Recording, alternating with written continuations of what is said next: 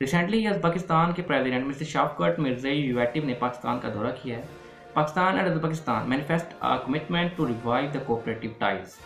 اسی پر انہوں نے پاکستان کی وزارت عظمیٰ سے اسلام آباد میں ملاقات کی ہے، اور اسی دوران پاکستان کے پرائم منسٹر عمران خان صاحب نے یہ واضح کیا ہے کہ پچھلے ایک سال میں دونوں برادرانہ ممالک کے درمیان تجارتی طور پر 50%، جبکہ معاشی منصوبوں پر یا مشترکہ منصوبوں پر 15% اضافہ ہوا ہے. اور اسی دوران عمران خان صاحب نے یہ بھی اعلان کیا ہے کہ ہم آئندہ سالوں میں دونوں ممالک مل کر مغلیہ سلطنت کے معروف جنگجو حکمران ظہیر الدین بابر کے اوپر ایک مووی بھی بنائیں گے. اس میٹنگ کے کچھ آبجیکٹیو جو میں آپ کے سامنے رکھوں گا.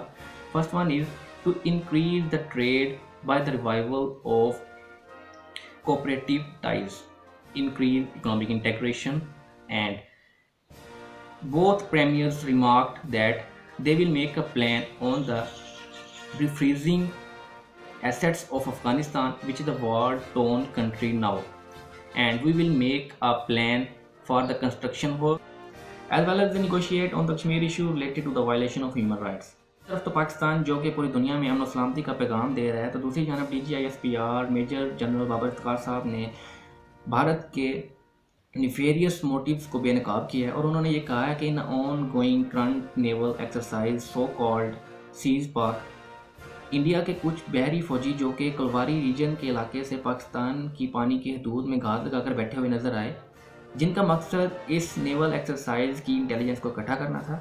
اور یہ پچھلے 5 سال میں چوتھی دفعہ ہو چکا ہے کہ بھارت ہمیشہ سے ہی امن و سلامتی کی تباہی کی طرف. تو دوسری جانب امریکہ کو چائنا سے امن و سلامتی کا خطرہ ہے، کیونکہ چائنا نے ریسنٹلی ہی SJ-21 نامی سیٹلائٹ لانچ کر دیا ہے، جس پر اس نے امریکہ کے ڈیفنکٹ سیٹلائٹس کو پیچھے. اس کے علاوہ US کی نیشنل اسٹریٹجک ڈیفنس یہ بتا رہی ہے کہ deterrence integration is the only framework for working across the war territorial domains. تو دوسری US اسٹریٹجک ڈیفنس کے commander naval admiral mister Charles Richard نے یہ ریمارکس دیے ہیں کہ امریکہ کو کم از کم اس قابل ہونا چاہیے کہ وہ 2 ممالک سے ایک ہی وقت میں نپٹ سکے. اب آپ کو یہ بات واضح ہو گئی ہوگی کہ ہر ملک اپنے دفاع کی مضبوطی میں کس طرح لگا ہوا ہے.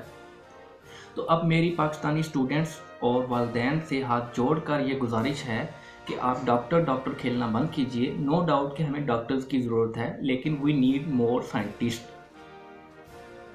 بچائیے سر، اس ملک کو بچائیے، آپ ہی بچا سکتے ہیں.